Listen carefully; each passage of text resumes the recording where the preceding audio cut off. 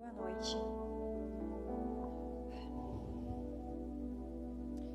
Eu peço que vocês abram as Bíblias em Êxodo 21. Eu vou falar brevemente sobre esse capítulo e depois a gente vai passar para outro.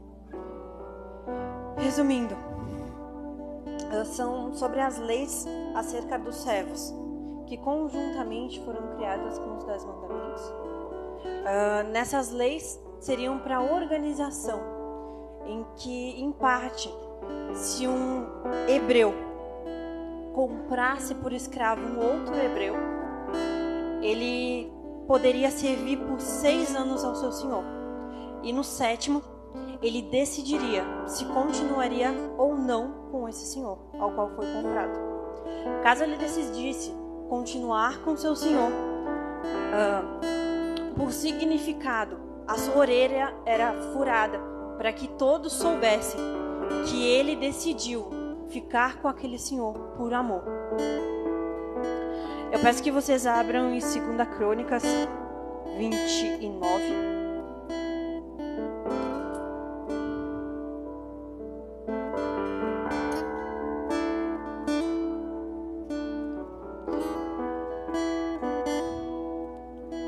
No versículo 3 diz assim: No primeiro ano do seu reinado, no primeiro mês, abriu portas da casa do Senhor e as reparou. Trouxe o sacerdote e os seus levitas, ajuntou-os na praça oriental. E lhes disse: Ouvi-me, ó levitas, santificai-vos agora e santificai-vos a casa do Senhor. Tirai do santuário a imundície, porque nossos pais prevaricaram e fizeram o que era mal perante o Senhor, nosso Deus, e o deixaram, desviaram o seu rosto do tabernáculo do Senhor e lhes voltaram as costas.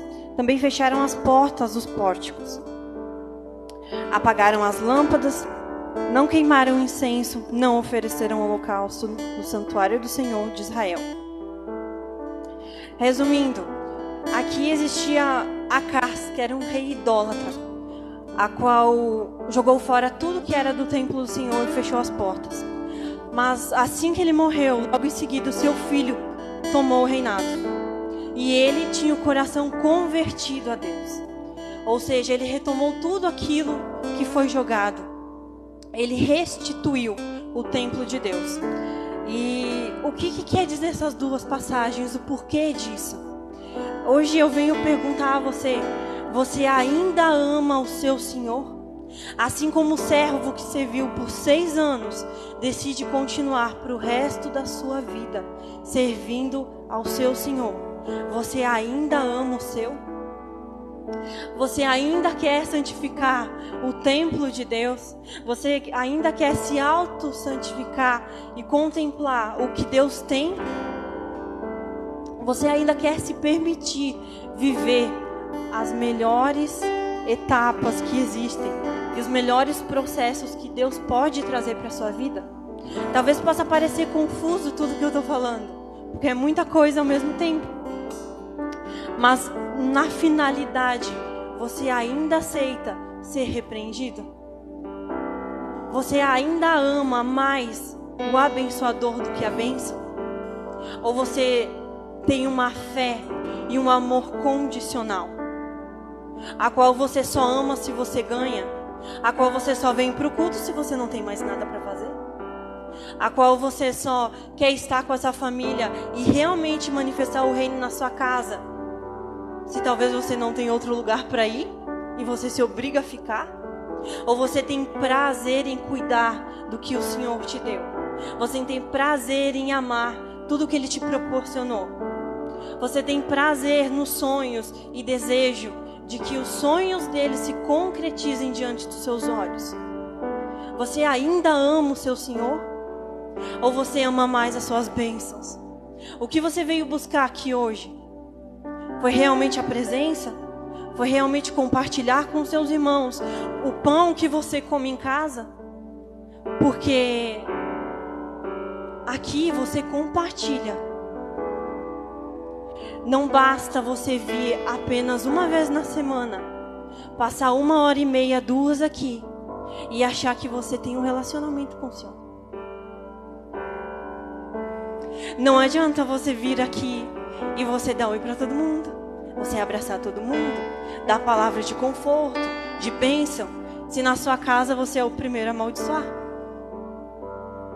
Não adianta você vir aqui, elogiar todo mundo, amar todo mundo, mas a primeira oportunidade que você tem de falar mal do seu próximo na rua, você não perde. Você ainda ama o seu Senhor? Porque se você o ama, porque você perde tanto tempo com coisas vãs, tanto tempo com coisas mesquinhas, que não te levam para o céu, que não levam o seu próximo para mais perto de Deus, que não edificam em nada, na igreja, na sua casa e na sua vida. Esse é o verdadeiro ato. Isso envolve sim obras de amor, de quem Ele é, lá fora, mas principalmente dentro de você. Pai, nós realmente te pedimos, toca no nosso coração, toma as nossas mentes, toma as nossas mãos, Pai. E que a partir de agora, realmente haja uma metanoia. E que nós venhamos tomar um novo caminho. Que nós venhamos ir direto, Pai, na Tua direção, Jesus. Assim como uma criança pequena corre para os braços do Pai. Que assim nós venhamos ser. Toma os nossos corações. Mostra-nos o que nós precisamos. O que nós pretendemos verdadeiramente. E o que realmente é necessário que permaneça.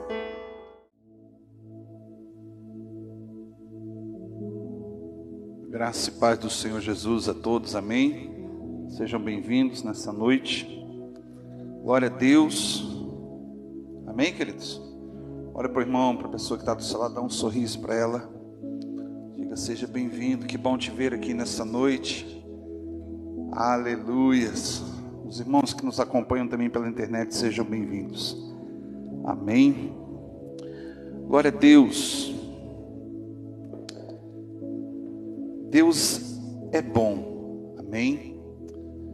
Como Pai que cuida, que se preocupa, Ele sempre tem algo novo para falar, para acrescentar, para mudar, para mover na nossa vida, a fim de que eu e você venhamos cada dia mais crescermos, cada dia mais amadurecermos. Amém? Pega a sua Bíblia, abra comigo no livro de João, no capítulo de número 4. João, capítulo 4. Há uma história, um acontecimento na vida de uma mulher samaritana, ao qual Jesus pela primeira vez anuncia publicamente, e não em um grupo fechado como os discípulos, mas ele anuncia primeiramente aos samaritanos quem de fato ele é. Versículo de número 23 fala assim: mas virá o tempo em que de fato já chegou, em que os verdadeiros adoradores hão de adorar ao Pai em espírito e em verdade, pois são estes os que o Pai quer que o adorem. Amém? Na sua versão deve estar assim: vem, a hora chegou, em que os verdadeiros adoradores adorarão o Pai em espírito e em verdade. Amém? Esta expressão vem e a hora chegou, ela tem um contexto hebraico como se fosse um sinal de emergência, um alarme. Fala para o seu irmão assim: vigia, fica alerta. Era nesse contexto onde que Jesus está falando para uma mulher que pensava adorar a Deus de fato como que ela aprendeu, pela sua cultura, pelos seus antepassados, em um lugar e um tempo específico. Fala para o seu irmão assim: não tem hora e nem lugar, é aonde você estiver e o tempo todo. Amém? Adorar ao Pai em espírito e verdade significa aonde você estiver e o tempo todo. Mas eu quero que você entenda nesta noite o que é uma adoração de fato. Que não é música somente. Música é uma ferramenta. Amém? Adorar a Deus em espírito e verdade em todos os lugares que você estiver e o tempo que for. Mesmo quando você estiver no seu momento de lazer, mesmo no momento onde que você estiver trabalhando, no momento onde que você estiver até dormindo, descansando. Adorar a Deus não é, como foi falado aqui no início do culto, um momento onde que você apenas se separa para estar com Deus. Não é um final de semana, não era um dia, 2 por semana, onde que você vem ao culto. Adoração em espírito e verdade é um estilo, um modo de vida, um modo de ser. E para que nós possamos viver isso na prática, significa que nós precisamos ter intimidade e profundidade com Deus. Amém? A história deste contexto, os samaritanos, diz que os samaritanos não se dão com os judeus. Por quê? Lá na época de que Nabucodonosor invade Jerusalém, leva o povo cativo, o povo de Israel, algumas tribos, algum povo, algum resquício que escapou das mãos de Nabucodonosor, os samaritanos que viveram ainda, continuaram vivendo na sua terra, que não foram levados para a Babilônia, e Nabucodonosor permitiu que outros povos povoassem, tomassem posse das terras do povo de Israel. E os samaritanos se dão em casamento, eles se misturam com os povos inimigos ali, os babilônicos, assírios, egípcios e tantos outros, árabes. Então os judeus têm os samaritanos como os traidores da nação, como traidor do seu próprio povo. Então, para a gente poder entender o porquê que eles não se davam, nós entendemos neste momento que quando Jesus passa neste lugar em Sicar, terra dos samaritanos, o contexto era em que toda vez que saía-se de Jerusalém, das imediações ali, para ir a Betânia, o caminho mais curto é uma reta, sim ou não? Eles davam uma volta para não passar pelo território dos samaritanos. Muitos conflitos, muitas revoltas, Podemos colocar assim na linguagem de hoje, havia muitos embargos econômicos, para dizer assim mais a palavra correta, contra os samaritanos. Porém, os samaritanos também são filhos de Jacó, das 12 tribos. Eles são irmãos. Em alguns momentos na Bíblia você vai ver os irmãos se matando. Lá no início de Gênesis você vê um irmão com ciúmes, inveja do outro, tenta contra a vida dele e mata. Caim se revolta porque a sua oferta não foi aceita. E ele vai lá e mata o seu irmão Abel. Quando a gente começa a entender que o contexto disso aqui, o que Jesus estava querendo falar para esse povo, para os samaritanos, que também, sendo filho de Jacó, tinha o direito de adorar ao Senhor. E aí ela começa a discutir teologia com Jesus. Ela fala para Jesus assim: vocês os judeus dizem que é em Jerusalém o lugar de se adorar.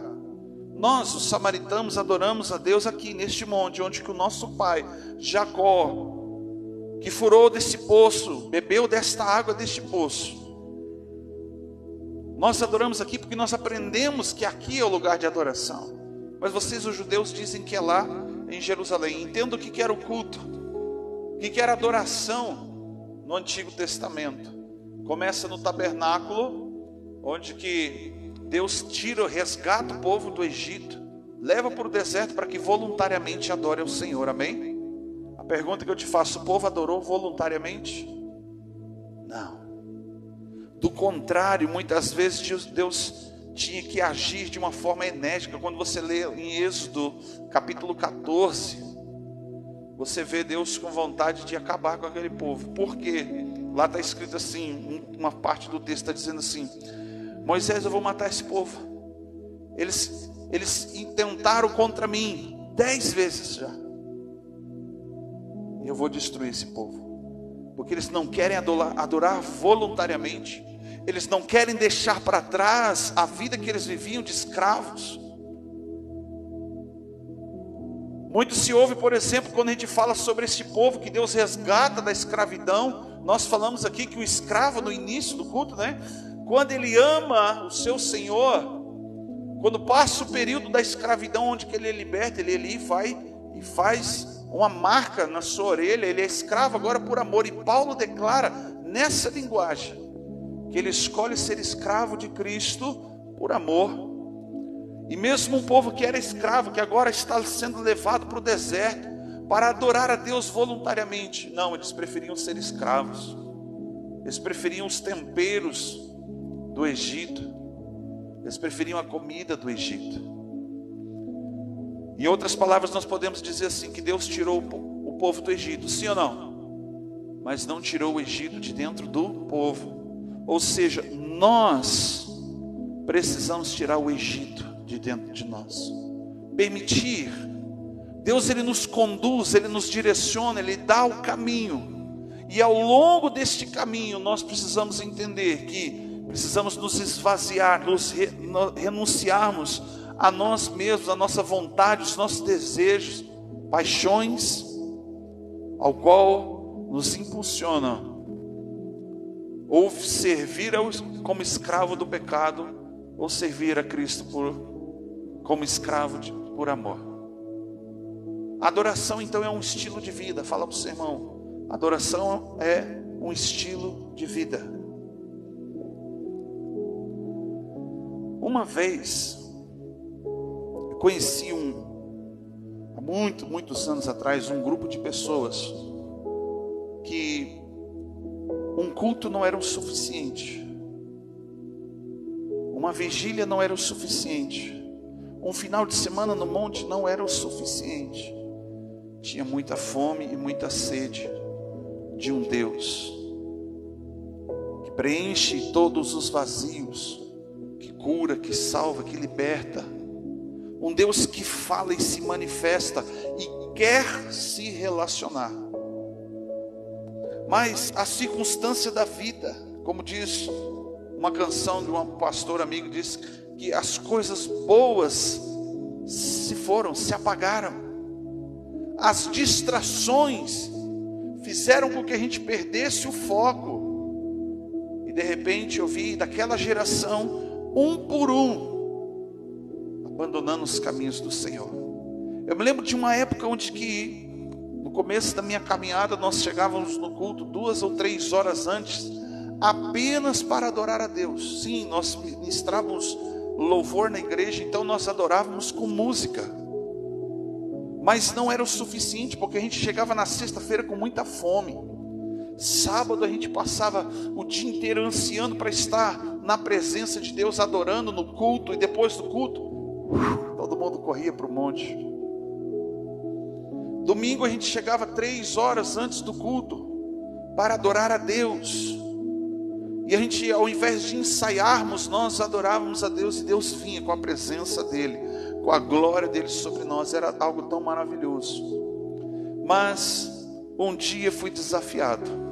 Eu fazia parte desse grupo. Eu fui desafiado num momento no qual eu não estava aqui na frente, tocando, cantando, ministrando algo. Mas fui desafiado o dia que eu estava no banco a ser um adorador. É nesse contexto que eu quero falar com você nessa noite. Profundidade com Deus não é só quando nós estamos aqui na frente, não é só quando estamos no culto. Relacionamento com Deus, você não pode dizer que tem um relacionamento com a sua esposa ou com o seu marido ou com quem quer que seja, se você não gastar tempo com ele ou com ela. Sim ou não? Fala para o seu irmão com carinho, gaste tempo com o Senhor. Já foi uma época onde que eu era criança, as pessoas, eu nunca entendia o porquê. Para mim era castigo. Meu pai ia para a igreja na época, Assembleia de Deus lá em Brasília, eu tinha uns 7 para 8 anos de idade. Ele me arrastava, minha irmã no colo, meu irmão na cacunda dele, e ele me arrastava porque eu cansava, era longe. E nós chegávamos lá naquela igreja, era 2 horas antes do culto. Meu pai chegava para orar, junto com um grupo de outras pessoas ali. Eles estavam orando, intercedendo e clamando para que Deus viesse no culto. Para mim, na época que era criança, que eu não entendia, era castigo. Porque a gente tinha que ficar sentado ali naquele banco, não podia sair, criança querendo brincar e vendo os outros meninos chegando, né? A gente queria sair dali. Quando o pai abriu o olho de um cantinho assim, ele via a gente escorregando pela cadeira assim, e já puxava a gente de volta. Eu não entendia naquela época. Sabe, queridos, tem algo que Deus quer fazer através da sua vida, mas o preço é tempo. Fala para o seu irmão e fala para você: você precisa gastar tempo com Ele, porque não é uma oração de 5 minutos no culto que vai mudar a tua vida. Compreende? Não é uma oração, não é um dia que você separa para estar com Deus que vai mudar a tua vida. Quando a gente lê a história da conversão de Saulo, perseguidor da igreja, a caminho de Damasco, tem um encontro com quem? Jesus, que ele perseguia. E ele fica ali 3 dias cego. E quando ele é curado, quando eu lia pelas primeiras vezes essa história, quando ele era curado, eu achava que Paulo já saía pregando e falando do encontro que ele teve com Deus. Queridos, quando a gente começa a olhar cronologicamente, 14 para 15 anos depois, ele começa a anunciar e pregar, porque ele se esvazia, ele começa a ter intimidade, relacionamento com Deus, gastando tempo em aprender tudo do zero, começar tudo novo na vida dele. Hoje nós vivemos uma geração tão superficial, que a pessoa se converte hoje em menos de 1 ano, ela está à frente, ensinando pessoas, e ela não teve tempo o suficiente para experimentar algumas coisas do ministério e nem do reino, para dizer com tanta convicção que ela está vivendo aquilo, não que não seja uma verdade. E o problema, sabe o que é? Que quando você não tem profundidade com Deus, você não tem relacionamento com Deus, os teus referenciais, que são homens, a partir do momento que ele cair, você cai junto com ele. A partir do momento que ele largar tudo e ir embora, você sai também. Porque na verdade você nunca foi à presença de Deus, você foi à presença de homens. A gente vê isso muitas vezes. Cansei de ver pessoas chegarem na porta da igreja. Isso aqui não acontece aqui no sul, graças a Deus, amém? Só acontece lá em Brasília. A gente chegava no culto, Pastor Bira não estava, algumas pessoas olhavam para dentro e falavam assim: Pastor Bira está aí? Não, e gente que vem de longe. Não, Pastor Bira hoje não está viajando, está ministrando num outro evento. Virava as costas e ia embora. A pergunta que eu faço: essa pessoa, ela veio por causa de Deus? Com certeza não. Os samaritanos, eles iam naquele monte adorar o Deus de Jacó, que eles não conheciam. Eles iam porque Jacó adorava naquele monte, ia para aquele lugar. Então não tinha outro lugar para ele onde que eles pudessem dizer que era o lugar correto de estar adorando a Deus. Já os judeus, por causa do templo de Salomão, disseram: não, o lugar de se adorar é aqui. Embora Deus fez uma promessa a Salomão, quando termina de orar e consagrar o templo, que todas as nações que viessem àquele lugar seriam abençoados, aqueles que viessem adorar o Deus de Israel, aqueles que viessem. É por isso que as pessoas hoje, até hoje, na verdade, vão até o Muro das Lamentações, que é o último resquício da parte original do templo de Jerusalém. Eles vão lá orar, colocar seus pedidos de orações, por causa desta promessa que Deus fez a Salomão. Sabia disso? Aí Jesus vem e ele começa agora a confrontar uma realidade. Não é um lugar e não é um momento específico na minha e na sua vida de se relacionar com Deus. Porque a realidade do culto lá em Jerusalém, exageradamente uma vez por mês, para quem era muito fariseu. Pergunta para o seu irmão com carinho: você é fariseu ou você é escriba? Nenhum nem outro. Mas os fariseus, exageradamente, uma vez por mês. Quem era muito religioso, como o sumo sacerdote, ele se apresentava numa escala de uma vez por ano, para estar no Santo dos Santos ali, oferecendo a Deus incenso. Alguns peregrinos saíam de todos os lugares do país, de outras nações, no mínimo 7 vezes por ano, para estar em Israel, em Jerusalém, adorando nas festas judaicas, nas festas ao qual Deus havia determinado que fosse como memorial, através do ministério profético de Moisés. Então o culto era 7 vezes por ano para algumas pessoas. Para outros, no mínimo, que moravam muito distante, uma vez por ano, como o sumo sacerdote, que era a principal festa judaica, que era a festa da Páscoa. Que a Páscoa representa para o judeu libertação, esse é o significado. Quando Deus liberta o povo do Egito, o cordeiro que foi aspergido o sangue nos umbrais das portas, significa ali libertação. E esta é a principal festa judaica.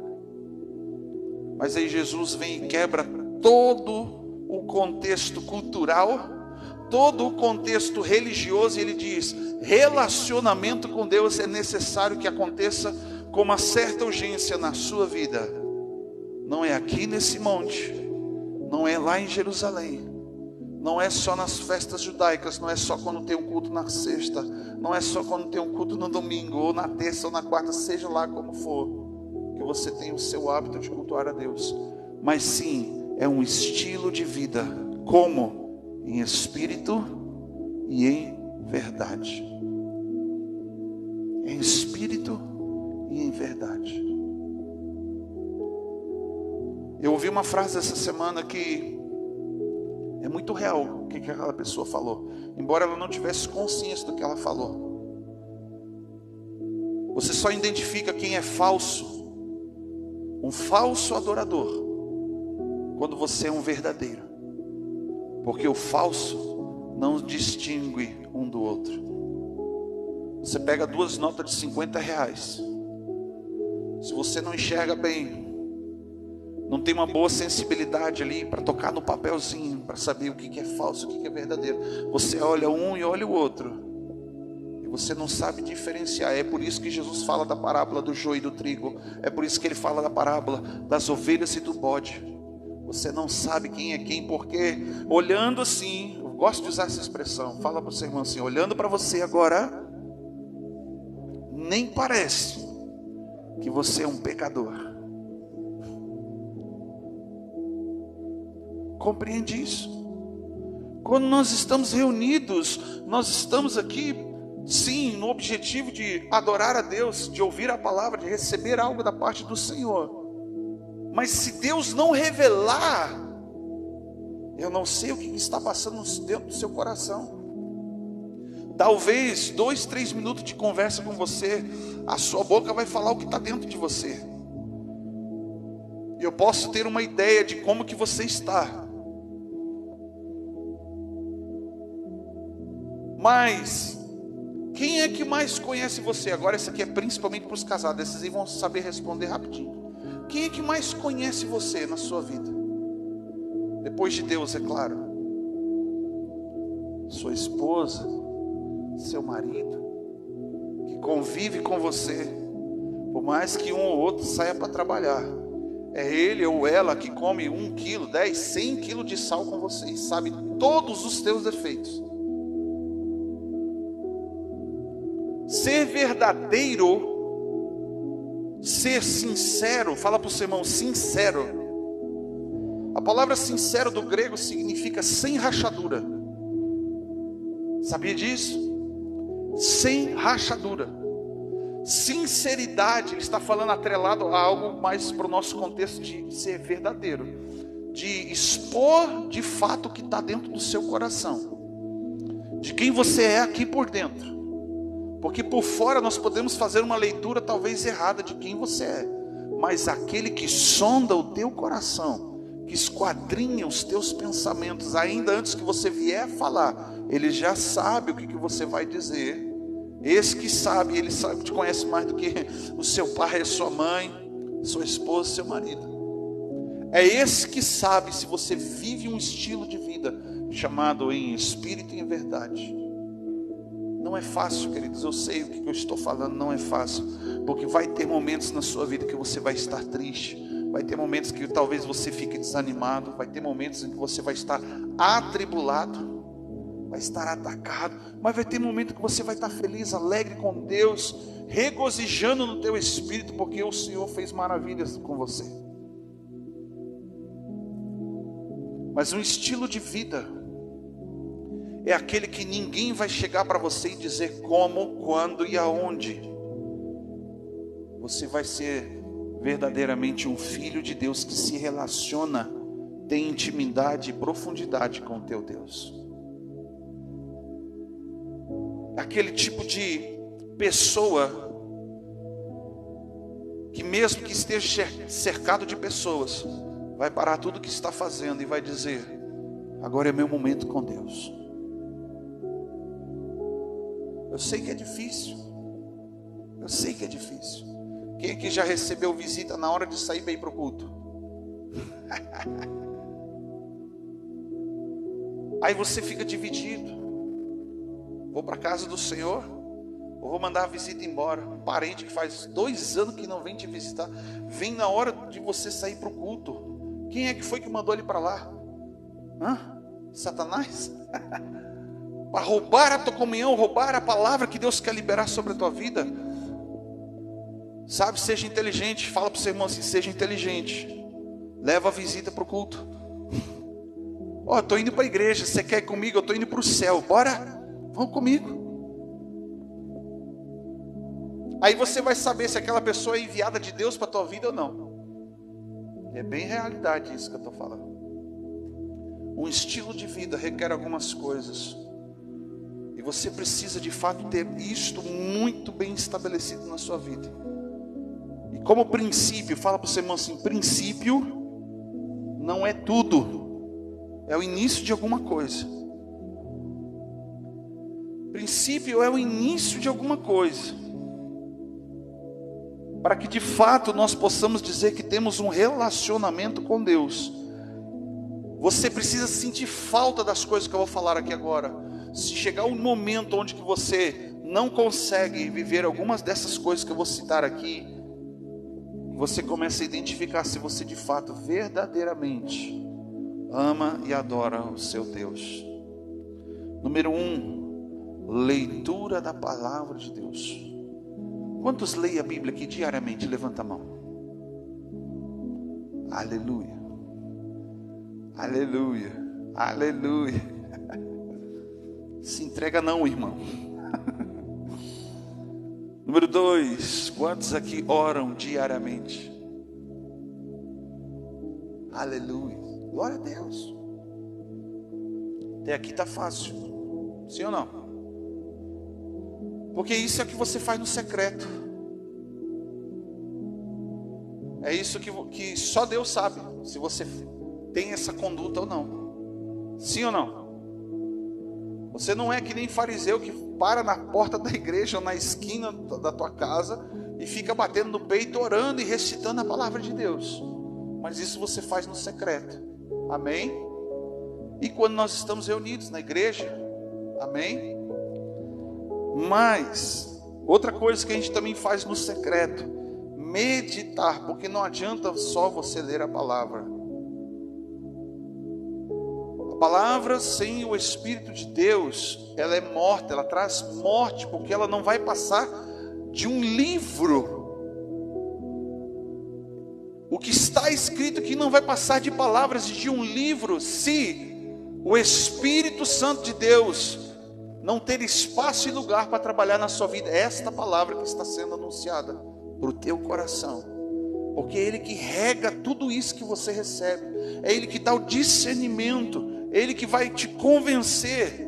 Porque por meio da palavra, olha o que Paulo fala, por meio da palavra eu não conhecia, antes eu não conhecia o que era errado, para mim tudo era certo, tudo era bom, eu tinha uma vida boa, e por causa da palavra, que na verdade para mim foi bom, se tornou em morte, ele fala, porque por causa da palavra eu conheci a morte, o pecado, eu descobri quem eu era, o que eu fazia de errado. Precisamos meditar na palavra. Quantas vezes Davi meditava na palavra por dia? 5. Dia e noite. Quando que ele meditava? Dia e noite. Quantas vezes por dia Daniel orava? 3 vezes por dia. O pastor está dificultando o negócio agora. Porque, queridos, nós temos um mau hábito de gastar exageradamente. Eu vi uma pesquisa que eu fiquei horrorizado, que o crente comum, a pesquisa era assim, o crente comum ora cerca de 48,7 segundos por dia. Isso é uma média nacional do Brasil. Eu fiquei horrorizado. Eu falei, Jesus, eu acho que eles não encontraram aqueles que gastam dias e horas orando. Mesmo assim, você pega o total de horas que as pessoas fizeram lá naquela pesquisa e divide. Nossa, eu fiquei apavorado. Eles falaram de um crente comum. Aí veio o crente normal. Aí eu fiquei mais apavorado ainda. O crente normal, ele ora mais ou menos 1 minuto e 12 segundos por dia. Uma média nacional. Quando a gente ora no horário do almoço, como é que é a tua oração? Eu tenho um tio meu que quando a gente reunia com família, ele começava a orar assim na hora do almoço. Chamava ele para orar, a gente já sentava e cruzava o braço. Ele começava a orar, obrigado Senhor, porque o Senhor criou a semente, que lançou na terra, deu a chuva, regou e fez frutificar, colocou o homem ali para trabalhar e colher, lavrar a terra. E vai falando, até que passa lá pelo mercado, pela indústria, passa pelo não sei o que, dá o dinheiro, dá o trabalho, que você vai lá e compra, leva para casa, limpa, cozinha. Ele gasta um tempinho ali orando, e aí ele termina amém. Em contrapartida tem um outro primo que diz assim, obrigado, como é que ele ora? Não vou denunciar ele aqui, mas ele diz assim, Jesus, tu é joia, obrigado pela boia. E ó,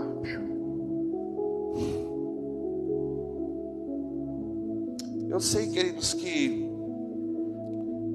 tudo isso é resultado de uma coisa: a falta de gastar tempo com Deus.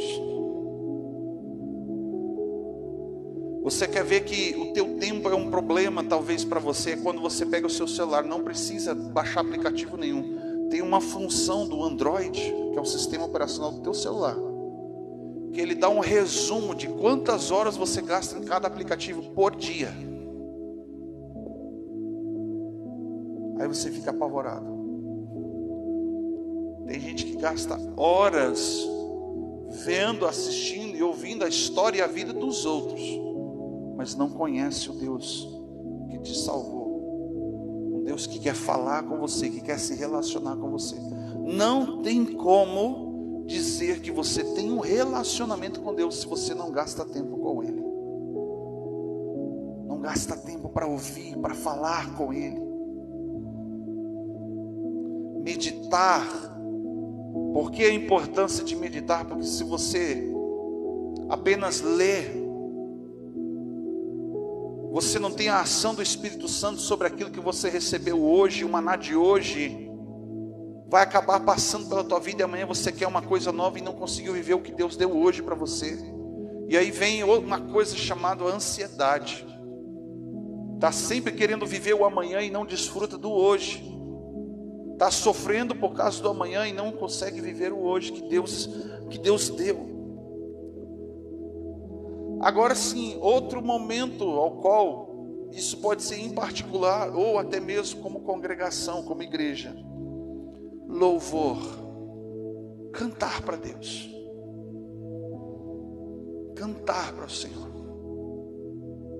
Eu achei a coisa mais maravilhosa esses dias no Rio. João, né, esse vozeirão aí, o negócio pegava lá, pastor, ele começava a cantar, e Edmara começava a cantar, e eu ficava no meu canto lá, falei, meu Deus do céu, esses guritão, juventude é outra coisa, né? Mas o que me marcou foi o Gonzaga, um irmão lá de Bagé. Primeiro dia que ele chegou lá para ver o trabalho que tinha para fazer, 2 andares de entulho. Ele chegou, ele olhou toda aquela destruição. Quando ele viu o que a gente tinha que fazer, em 9 pessoas, ele pensou que nem que eu fique aqui 1 mês não vamos conseguir terminar de fazer isso. E ele desanimou na mesma hora. Ele ficou ali uns 2 ou 3 minutos desanimado, não queria fazer. Ele disse para mim que teve vontade de entrar no carro e voltar para casa. 550 quilômetros. E de repente ele começa a cantar. E ele começa a gritar bem alto e cantar bem alto. E aquilo foi contagiando, né? Parecia um monte de gato miando no telhado, cara. Tudo desafinado. Mas eles começaram a cantar e adorar. E eles começaram a trabalhar e fazer. E a coisa acontecendo. E eles cantaram 4 dias e meio ali. E eles não queriam mais ir embora. E quando eles olharam para trás tudo que eles haviam feito, eu olhei para o Gonzaga e disse assim, Gonzaga, eu sei que na lógica da razão humana, a gente olha e a gente fica perplexo, e a gente não tem vontade mesmo. Mas o que fez a diferença foi o Espírito quando tocou na sua vida. E vocês começaram a cantar e adorar. Deus capacitou vocês, fortaleceu vocês, trouxe ânimo, vontade, e vocês fizeram o que vocês fizeram. Tem um louvor muito antigo da Cassiane que fala, né? Então louve, simplesmente louve. Tá chorando, louve. Precisando, louve. Tá sofrendo, louve. Não importa, louve. Teu louvor invade os céus. Gente, quando você começa a cantar no meio da adversidade, no meio dos teus problemas, você não precisa ser um Pavarotti, você não precisa ser uma Cassiane, você não precisa ser um Fernandinho ou uma Nívia Soares, você precisa ter um coração diante do Senhor. Há um momento na vida de Davi que Abimeleque, ele consegue capturar Davi em uma batalha. E Davi estava preso, ele sabia que ele chegaria na presença de Abimeleque, o rei, para ser morto. E o que ele faz? Ele começa a adorar a Deus, mas ele adora a Deus de uma forma muito louca. Uma adoração extravagante. Fala para você, irmão, assim, uma adoração extravagante. Sabe o que Davi fez, pastor? Ele começou a babar, começou a virar os olhos para trás.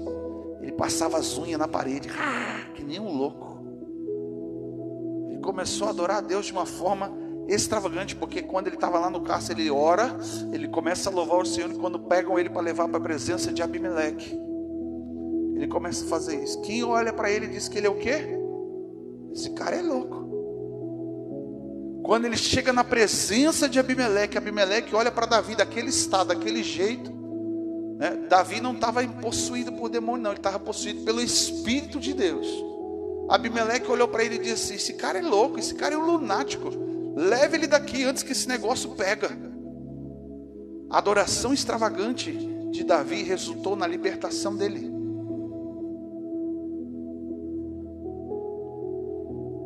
Você já fez algo extravagante para Deus? Sim ou não? Adoração extravagante. Quando alguém faz algo assim, algo extravagante para Deus, sempre vai ter um crítico, sempre vai ter uma Mical, para falar de você. Não importa com quem olhar para você e falar um monte de abobrinha, queridos. Porque aqueles que criticam a tua adoração extravagante, eles se tornam estéreis. Não produz vida. A Bíblia diz que quando Davi ele entra com a arca de Deus em Jerusalém, Mical estava na janela, olhando Davi, sem as roupas reais, diante do povo, no meio do povão lá, adorando Deus extravagantemente, dançando, no meio das irmãzinhas, no meio dos irmãozinhos lá.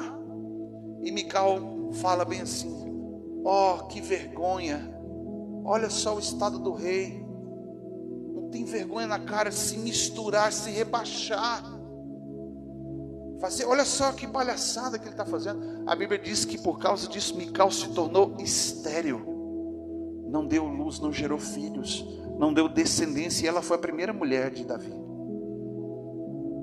Fala para o sermão novamente: adoração extravagante.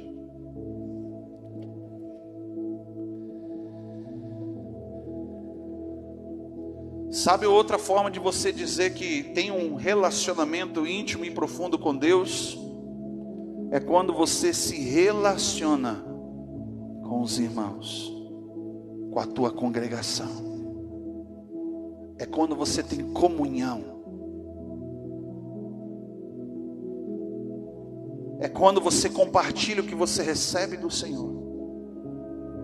É quando você olha com íntima compaixão para a pessoa, para o irmão que está do seu lado, e olha para ele e vê e sabe que ele precisa de ajuda, ou que ele está precisando de oração, ou que pelo menos você celebre com ele a vitória, fique feliz com a vitória e a conquista do seu irmão.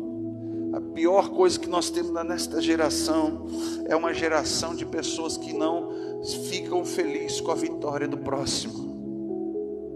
Não estão felizes, não são pessoas felizes, porque elas olham todo mundo sendo abençoado. São pessoas rancorosas, são pessoas que estão presas, cativas em cadeias na sua mente, na sua alma, nas suas emoções, que elas não conseguem se alegrar com a vitória do irmão.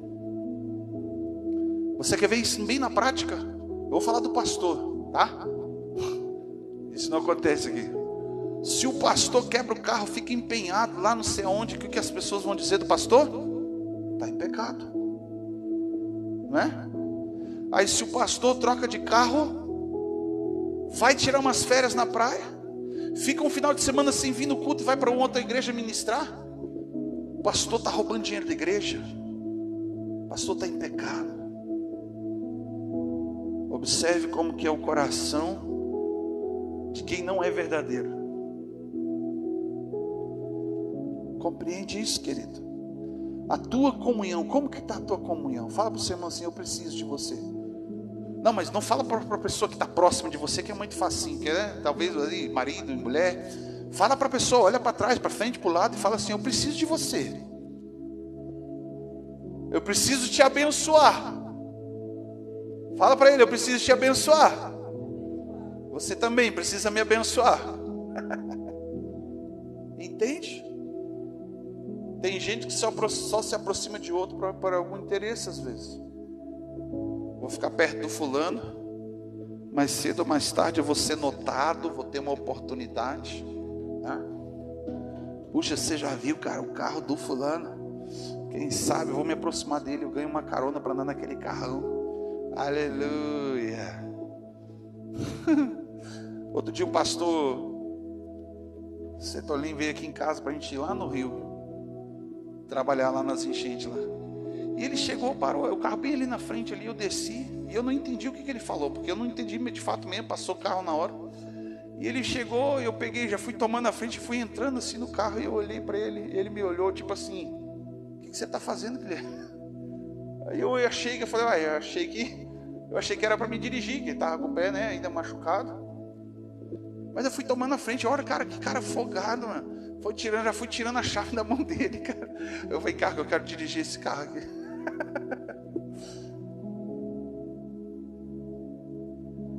Se fosse outra pessoa que não tivesse um pouquinho de relacionamento, o que a pessoa diria? Que cara folgado. Além de não pagar minha diária, né? Fica enrolando às vezes para dar o combustível do carro. Ainda pega o meu carro e me bota para sentar lá no carona. Que cara.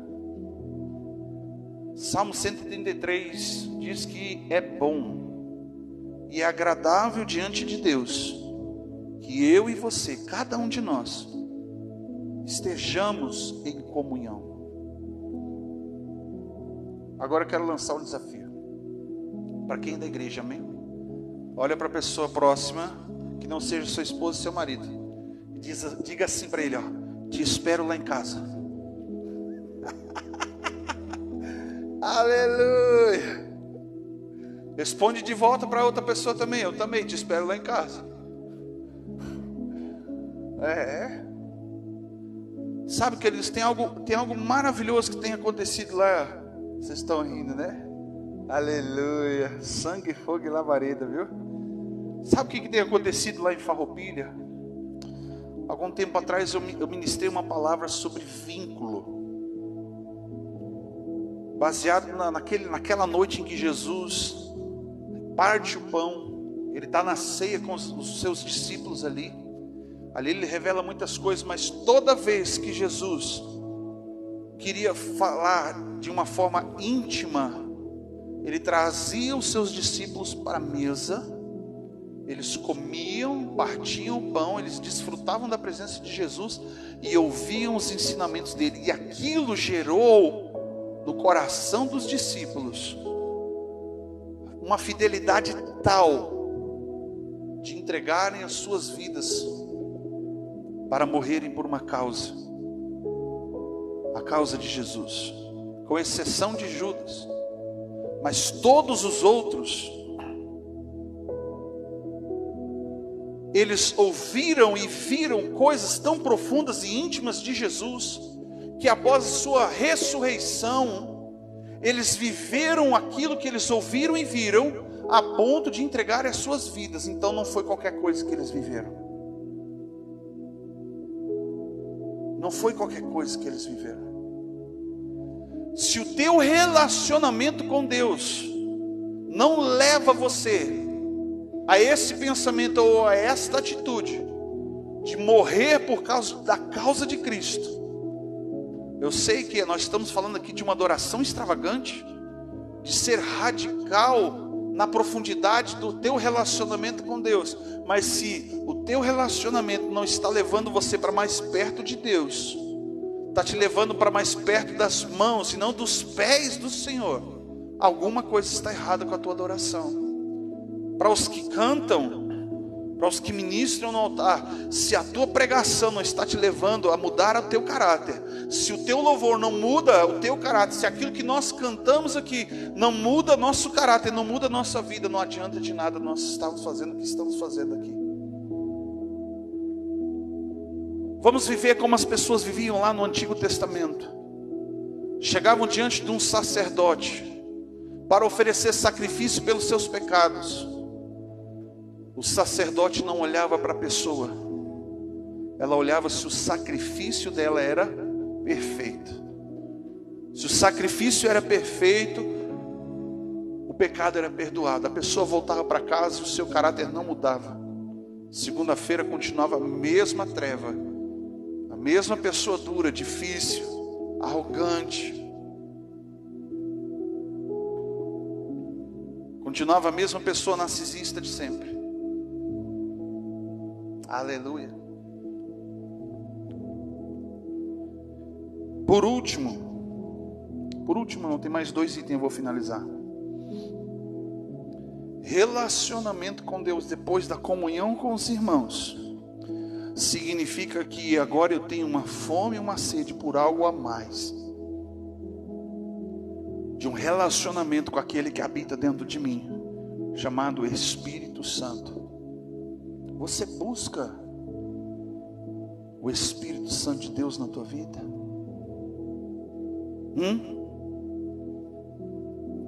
Eu me lembro quando eu era guri na escola bíblica, criança, as professoras nos ensinavam a orar para Deus, para Jesus e para o Espírito Santo. Eu era criança, não entendia por que eu orava para o Espírito Santo, até porque eu ficava muito confuso. Eu achava que era um único Deus e aí tinha 3. Eu não entendia, era criança. Ainda mais quando tinha que orar, pedindo para o Espírito Santo me ajudar nas minhas fraquezas. Eu falava assim: mas não é Deus que faz as coisas? Nós temos o hábito de orar e falar com Deus, sim ou não? Com Jesus, você termina a tua oração dizendo em nome de Jesus, amém? E o Espírito Santo, que é Ele que na verdade te influencia, te inspira a orar como convém. Está errado, pastor, eu orar para Deus e não orar para o Espírito Santo? Não. Mas você também tem que orar e ter esse relacionamento com o Espírito Santo, porque nós estamos vivendo no tempo da atuação do Espírito Santo, ao qual a cada momento, há 24 horas da tua vida, está ali dizendo, te direcionando, está clamando por você, coisas que o povo no Antigo Testamento não tinha de uma forma dentro, integral. Eram momentos, era quando eles iam para o culto, ia para o monte, ia para a vigília, ia diante do profeta. Mas agora não, o Espírito Santo está habitando dentro de você, queridos. Não tem como não ter profundidade com Deus sem ser íntimo do Espírito Santo.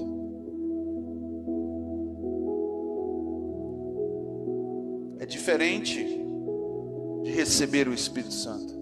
Eu estou falando de um batismo, aquilo que Jesus falou para Nicodemos em João 3,3, que era necessário ele nascer de novo, da água e do Espírito. Um batismo do Espírito Santo é quando você mergulha. Fala para o seu irmão: é quando você mergulha, é quando você está sepultando a velha carnalidade de quem você é. Não tem como você dizer que é íntimo de Deus, tem um relacionamento, se você não, no mínimo, não busca este batismo. Porque ser cheio do Espírito Santo, você pode não ser batizado, mas está cheio do Espírito Santo, sim. É o início, é o princípio, como eu falei. Ser cheio do Espírito Santo é o momento talvez que você reconhece que tem erros e você se arrepende. Você está cheio do Espírito Santo porque Ele está movendo dentro de você. Ele entrou dentro de você, mas quando você é batizado por Ele, é você que entra nele, é você que mergulha nele, é você que se esvazia a tal ponto de mortificar tudo, não só o que você era no passado, mas o que você é hoje. Como assim, pastor? Olha a oração de Jesus: Pai, se possível, passa de mim este cálice. Ele está falando de um desejo, de um anseio real, presente para aquele momento. Minutos antes ele estava angustiado, até a morte, ele fala. A alma dele estava angustiada profundamente até a morte, a ponto de suar sangue. E aí ele diz: se possível, passa de mim esse cálice. Mas olha como é um homem que é batizado, que mergulhou no Espírito, que saiu do batismo de arrependimento de João Batista e é levado por este Espírito, porque ele é batizado, ele mergulha agora nesse Espírito. Ele diz: mas não seja feita a minha vontade, e sim a tua. Nós precisamos entender isso. Não é que o pastor não vai te pressionar. Se algum pastor te pressionar a ser batizado no Espírito Santo, queridos, não se deixe pressionar. Mas eu recomendo que você seja batizado por este Espírito Santo. Você sabe por quê?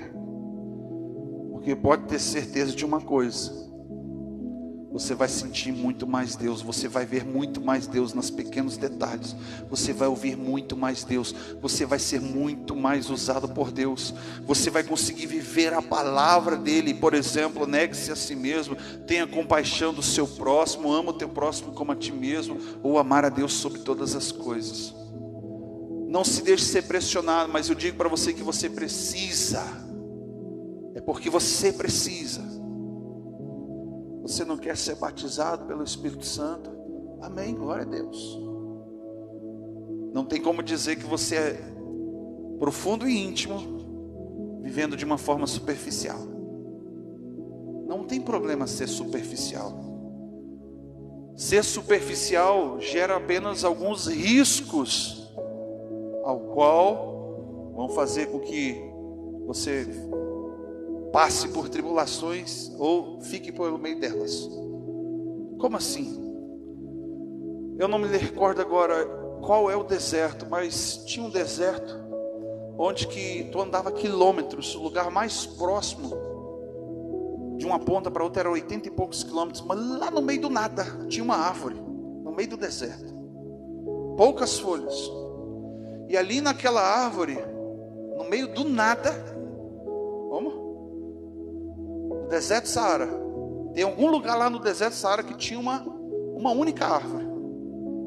Quem olhasse para o deserto, chegasse próximo, veria com certeza, né, no meio daquele monte de areia, viria aquela árvore.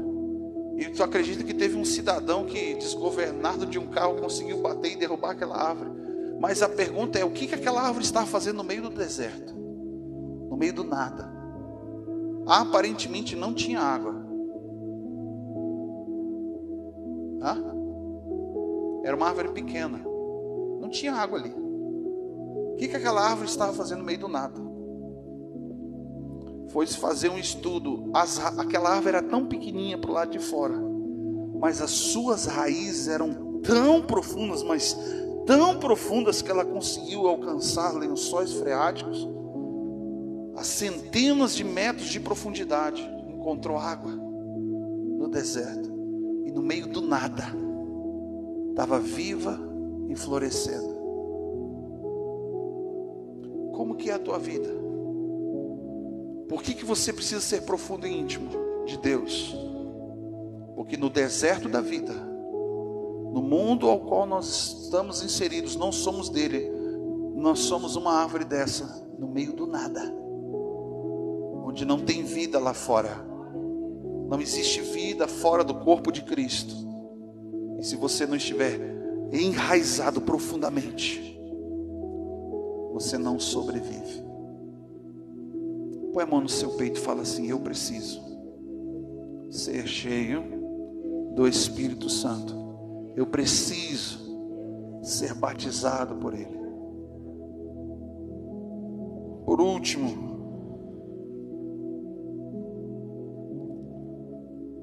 abandonar uma vida de hipocrisia, ao qual nós somos sábios para os outros, mas para consigo mesmo falamos verdades que não vivemos, apontamos e dizemos para os outros o que eles têm que fazer, o que de fato é uma verdade, mas não consegue viver. Precisamos ser praticantes da palavra de Deus. E isso que eu estou falando, esses 7 pontos, é o básico para começar um relacionamento íntimo e profundo com Deus. Olhando assim parece ser difícil, não é? Porque isso requer o quê? Requer o quê? Não é esforço. Requer tempo. E tempo é tudo que você não tem.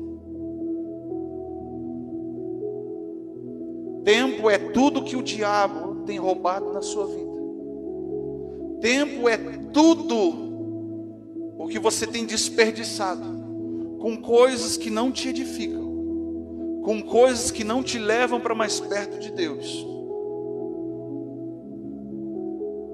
E aí em 5 minutos de oração no culto, quer que a sua vida mude, quer que o seu filho, a sua filha se converta, quer que um câncer, uma AIDS, uma doença gravíssima seja curada, quer que um paralítico levante, quer que um morto ressuscite. O que Jesus fazia toda madrugada, queridos? Dormia, né?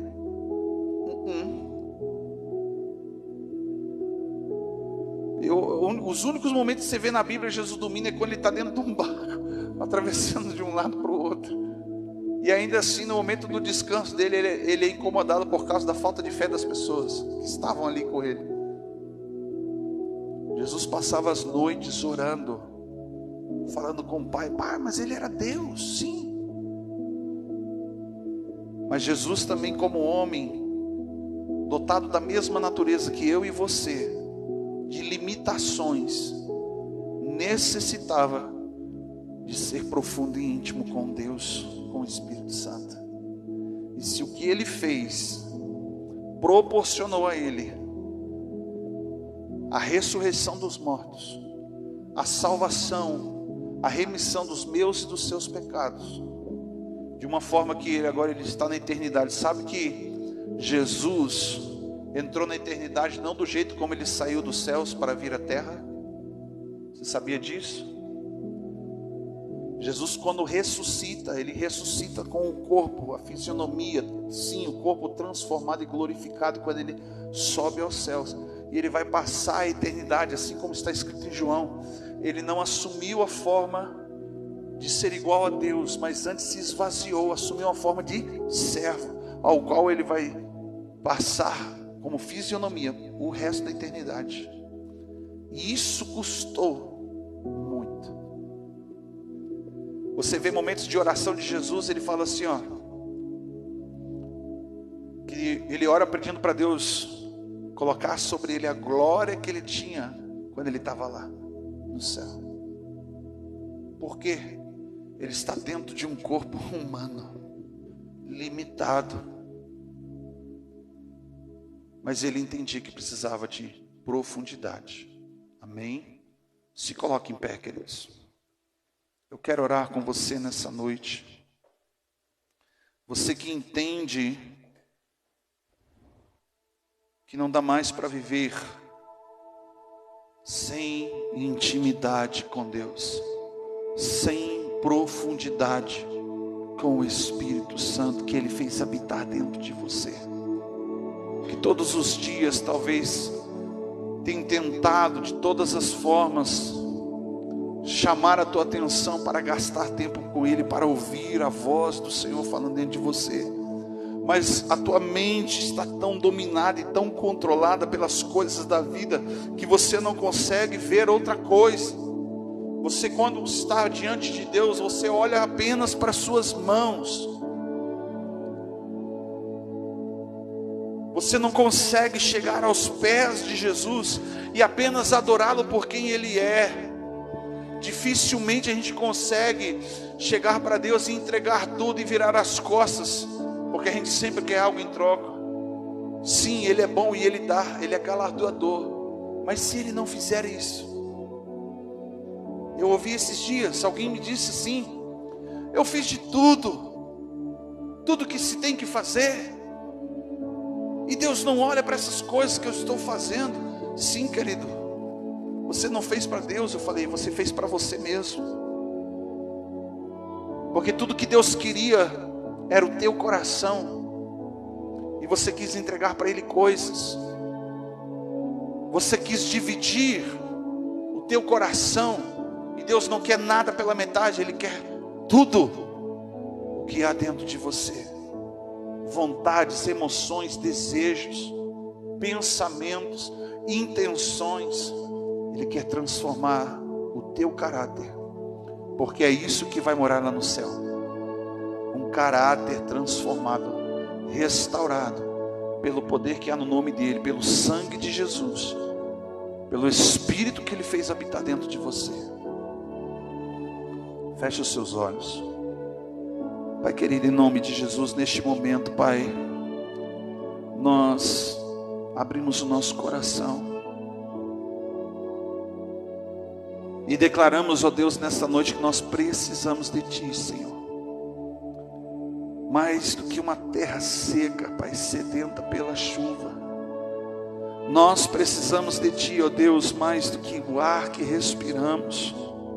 Nós precisamos de Ti, Senhor, mais do que a próxima batida do nosso coração. Não pelo que o Senhor pode fazer, não pelo que o Senhor tem feito, não pelo que o Senhor tem, mas por quem você é. Nos permita, Senhor, meu Deus, meu Pai, vivemos esta experiência que aquela mulher que entrou na casa de Simão o leproso, e se prostrou aos teus pés apenas por quem tu és. Isso não tem nada a ver pelas coisas que tu fazes, mas apenas por quem tu és. Leva-nos, Senhor, a este lugar de intimidade, de comunhão, de relacionamento íntimo, profundo com teu Espírito Santo, que nos conduz, que trabalha em nós, opera em nós o querer o efetuar, que trabalha em nós, Senhor, meu Deus, meu Pai, um caráter regenerado, transformado, um coração, Senhor, quebrantado, contrito na tua presença. Em nome de Jesus Cristo, Pai, que a nossa mente, Senhor, meu Deus, meu Pai, seja desbloqueada nesse momento. Toca, Senhor Jesus, na mente, no coração desta pessoa, Pai, nesta noite, que ela possa entender, ó Deus, que ela precisa de Deus mais do que tudo na vida, Senhor, porque as coisas da vida o Senhor acrescenta e nos dá e nos abençoa, porque o Senhor é bom. Por isso, ó Deus, tira toda a ansiedade, tira toda a incredulidade do nosso coração, toda dúvida, incerteza. Em nome de Jesus Cristo, Pai, nós te pedimos, Senhor, que o Senhor venha trabalhar em nós e venha, Senhor, meu Deus, meu Pai, depressa. Como diz na tua palavra, é urgente, já chegou e já passou da hora em que os verdadeiros adoradores adorem ao Pai em espírito e em verdade. Que nós possamos entender, Pai, a identidade de verdadeiros adoradores, não só de um culto de semana, Pai, mas de uma vida diária, íntima contigo. Traz de volta, Senhor, a fome e a sede da tua palavra, da tua presença, da tua glória, Senhor Jesus. Traz de volta, Senhor, meu Deus, meu Pai, a fome e a sede por conhecer mais de ti, Jesus. Pai, eu te peço, Deus, que o Senhor venha devolver lágrimas, Senhor, de arrependimento, lágrimas, Senhor, meu Deus, meu Pai, por não estarmos vivendo a vida que o Senhor escolheu para nós. E em nome de Jesus Cristo, Pai, porque eu sei, ó Deus, que o Senhor é quem enxuga as nossas lágrimas, mas são as lágrimas, Senhor, que nos levam para mais perto de ti, Jesus.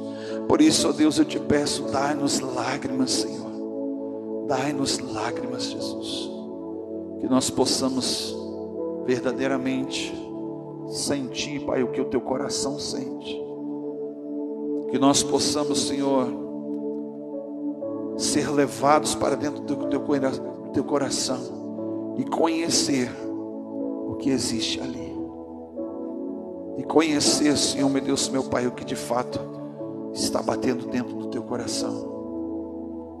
Amigos íntimos é o que nós queremos ser. Por isso, Pai, eu te peço, Deus, nesta noite, Senhor, leva-nos para este lugar de intimidade e comunhão, em nome do Senhor Jesus Cristo. Amém. Amém. Pode se sentar.